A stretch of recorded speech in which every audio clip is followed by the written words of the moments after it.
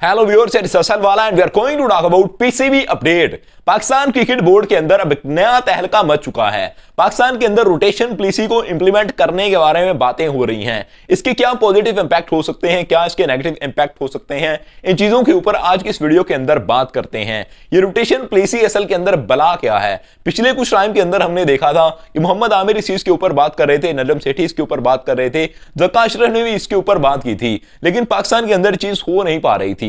अब पहले सबसे सिचुएशन को समझ लीजिए कि रोटेशन पॉलिसी के अंदर होता क्या है। जब रोटेशन पॉलिसी किसी टीम के अंदर लाई जाती है तो एक बॉलर को रेस्ट देकर दूसरे बॉलर को खिलाया जाता है, और जब कोई अहम टूर्नामेंट होता है तो फिर बेस्ट की सिलेक्शन करके उसको खिलाया जाता है। रोटेशन पॉलिसी के थ्रू आपको मोनोपोली देखने को नहीं मिलती कि एक ही प्लेयर बार बार खेल रहा हो और उसी की जगह टीम के अंदर पक्की हो, नीचे से कोई भी बॉलर ऊपर आ नहीं सकता, क्योंकि आपने किसी भी सीरीज के अंदर, मेन सीरीज के अंदर उसको मौका ही नहीं दिया। अब पाकिस्तान के अंदर रोटेशन पॉलिसी को लाने की बात फाइनली हो चुकी है। पाकिस्तान के अंदर बॉलर्स की तादाद बढ़ चुकी है और बॉलर साफ तौर पर एक बड़ी तादाद के अंदर हो चुके हैं। खास तौर पर जब से इमाद वसीम की वापसी हुई, इमाद वसीम के बाद मोहम्मद आमिर ने अपनी रिटायरमेंट को वापस दिया, तो बॉलर्स की तादाद हद से ज्यादा बढ़ चुकी है और पाकिस्तान इतने बॉलर्स को एट अ टाइम खिला नहीं सकता। जब आपके पास अटैक के अंदर नसीम शाह भी है, मोहम्मद आमिर भी है, शहीन शाह अफरीदी भी है, तो आप फैसला नहीं कर सकते कि आपको अटैक के अंदर लाना किसको है, और फिर बैटिंग का सेटअप आपका बॉलर्स की वजह से काफी डिस्टर्ब हो जाएगा। पाकिस्तान के अंदर बॉलिंग पहले काफी सॉलिड है, इसलिए आपको ज्यादा मुकदार के अंदर बॉलिंग खिलाने की जरूरत नहीं होती। आपको अच्छे बॉलर खिलाने और दो बॉलर ही खिलाने हैं। आपको स्पिनर्स की तरफ जाना है, ऑलराउंडर्स की तरफ जाना है, तो फिर आपको दो बॉलर्स रखने हैं टीम के अंदर, या फिर तीसरा अगर अटैक बॉलर रखना है आपको, तो इस तरह से रखना है कि वो आपको डेप्थ ओवर के अंदर जाकर भी काम दे सके। लेकिन अब पाकिस्तान के अंदर होने क्या जा रहा है, अब सीरीज के 17 रुकनी स्क्वाड का ऐलान हुआ तो उसके अंदर इस चीज का ऐलान किया गया, शहीन शाह अफरीदी पहले 3 मैचेस के अंदर नजर नहीं आएंगे। मोहम्मद आमिर को, इमाद वसीम को फुल सीरीज मिलेगी, लेकिन शहीन शाह अफरीदी और शादाब खान फुल सीरीज नहीं खेलेंगे, बल्कि कुछ मैचेस खेलते हुए नजर आएंगे। अभी तो यह बात की जा रही है कि शहीन शाह अफरीदी को आखिरी 2 मैचेस दिए जाएंगे, लेकिन आने वाले टाइम के अंदर क्या होगा अभी इस चीज का नहीं पता। आने वाले टाइम के अंदर क्या शहीन शाह अफरीदी को 2 मैचेस दिए भी जाते हैं, या फिर सिचुएशन को देखते हुए तो बॉलर खेल रहे हो उनको ही खिलाया रहेगा, क्योंकि अगर पाकिस्तान पहले मैचेस हार जाता है, ऐसा हो भी सकता है क्योंकि टफ टीम के खिलाफ मैचेस हैं, तो फिर हो सकता है कि शहीन शाह अफरीदी को टीम के अंदर शामिल ना किया जाए। मोहम्मद आमिर अगर अच्छी बॉलिंग कर रहे हुए तो इनको ही खिलाया जाए और इनके साथ जो बॉलर्स चल रहे हुए उनको ही चलाया जाएगा। लेकिन अभी बात करते हैं कि इसका नेगेटिव इंपैक्ट क्या हो सकता है। शहीन शाह अफरीदी मेरे ख्याल से काफी क्रिटिकल सिचुएशन को फेस कर रहे हैं। उन्होंने अपने कैरियर के अंदर ऐसा जवाल नहीं देखा था। उन्होंने जब से कप्तानी संभाली उनके ऊपर जवाल आ चुका था।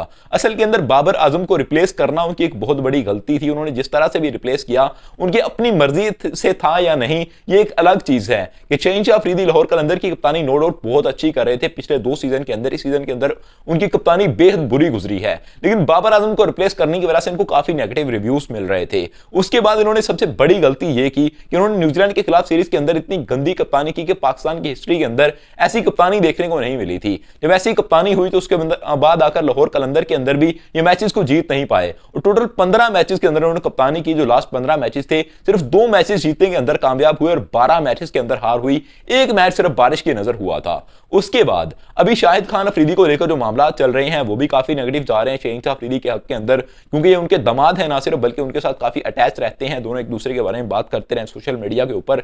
इसी वजह से इनको नेगेटिव रिव्यूज और ज्यादा मिल रहे हैं। उसके बाद इन्होंने अपने जो मीडिया के बारे में कहा है, इन्होंने अपने सोशल मीडिया के जो कंट्रोलर हैं उनके बारे में रिव्यूज दिए हैं, उनकी वजह से भी काफी नेगेटिव इंपैक्ट पड़ रहा है। तो ऐसे टाइम के अंदर अगर आकर शहीन शाह अफरीदी ये कह देते हैं कि अभी वो बाबर आजम को सपोर्ट नहीं कर रहे, और दूसरे नंबर पर अपने सोशल मीडिया कंट्रोलर हैं उनके ऊपर बातें कर देते हैं, तंज कर देते हैं, और टीम से भी इनको 3 मैचेस से ड्रॉप कर दिया जाता है, तो मेरे ख्याल से मुश्किलात इनके लिए और ज्यादा बढ़ जाएंगी। और इन बढ़ती हुई मुश्किलात को देखते हुए रोटेशन पॉलिसी मेरे ख्याल से काम नहीं करने वाली, क्योंकि रोटेशन पॉलिसी तो तब काम करे कि अगर शहीन शाह अफरीदी को भी मौका दिया जाए और देखा रहा है कि दोनों में से कौन बेटर है, और उसको बाद में वर्ल्ड कप के अंदर खिला दिया जाए। लेकिन मुझे ऐसा लग रहा है कि मोहम्मद आमिर की वापसी के बाद शहीन शाह अफरीदी का पत्ता काट दिया गया है। शहीन शाह अफरीदी दोबारा से टीम के अंदर जगह नहीं बना सकते। अगर शहीन शाह अफरीदी को एक मैच के अंदर भी रन लगे तो यह कहा जाएगा कि बाबर आजम को बेइज्जत करवाने के लिए यह सब किया जा रहा है, क्योंकि अभी जो स्टेप लिया शहीन शाह अफरीदी ने वो काफी हैरानी का बायस था।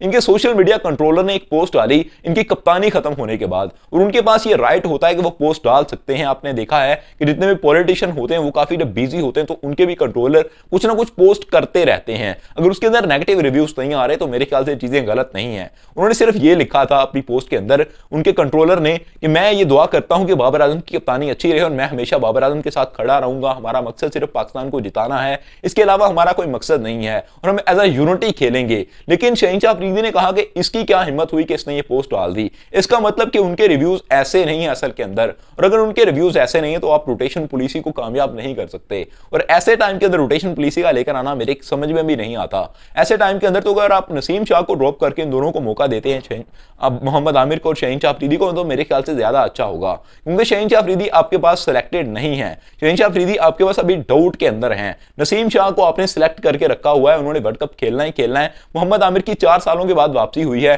तो हो सकता है कि वो भी अच्छा परफॉर्म ना कर सकें, इसलिए उनको सीरीज के अंदर डालें, शहनशाह अफरीदी को सीरीज के अंदर डालें, नसीम शाह को बाहर निकाल लें। नसीम शाह को आपने सिलेक्ट कर लिया, उनके इंजरी का भी डर है मुझे कि अगर वो इंजर हुए तो पाकिस्तान को टी20 वर्ल्ड कप के अंदर भी काफी सफर करना पड़ सकता है, जैसा कि हमने ओडीआई वर्ल्ड कप के अंदर किया था, क्योंकि वहां पर भी नसीम शाह हमारे पास मौजूद नहीं थे। इसलिए मेरे ख्याल से इनको यह चाहिए कि ऐसे टाइम के अंदर ऐसा फैसला करें जो कि रोटेशन पॉलिसी को सपोर्ट ना कर रहा हो, बल्कि एक सॉलिड टीम को सपोर्ट कर रहा हो और शहनशाह अफरीदी को मैचेस से बाहर ना निकाला रहा है। तो यही पाकिस्तान के लिए बेहतर होगा। पाकिस्तान की एक सुपरस्टार है मेरे ख्याल से शहनशाह अफरीदी, और इनके साथ ऐसा बर्ताव होना नहीं चाहिए। उनको भी चाहिए कि फैसलों को समझे, मामलात को समझे कि जब बाबर आजम को हटाया गया था तो उनका भी कोई कसूर नहीं था। इनका तो अच्छा खासा कसूर है कि इनकी कप्तानी के अंदर पाकिस्तानी टीम मैचेस हारी है और बुरी तरह से मैचेस हारी है। ये कप्तानी के अंदर कामयाब नहीं हुए। आप दुनिया के जिस कोच से भी जाकर पूछ लेंगे, जिस टीम मैनेजर से जाकर पूछ लेंगे, वो आपको यही कहेंगे कि फेल कैप्टन है और उसको टीम के अंदर नहीं रखना चाहिए। इसको इस तरह के मामलात के लिए टीम के अंदर नहीं रखना चाहिए कि ये दोबारा से संभल सकता है और टीम को अच्छे से चला सकता है। इसलिए इनको टीम के अंदर अगर शामिल करना है तो एज अ बॉलर शामिल कीजिए और अच्छे